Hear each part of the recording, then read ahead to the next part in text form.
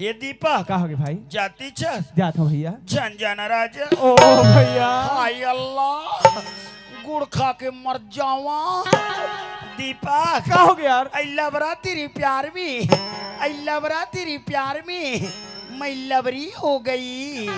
सरी मंझनिया घाम में कैसे हो गए? हल्का से कबरी हो गई। वाह रे कबरी वाला। जाती बेर क्या होता ती बेर के बना था स्मोलुल्लू। जाती बेर क्या होता ती बेर के बना था स्मोलुल्लू। एकरे सती खात हूँ दीपक बाबू। काला मैं बाबा जी ठोलू।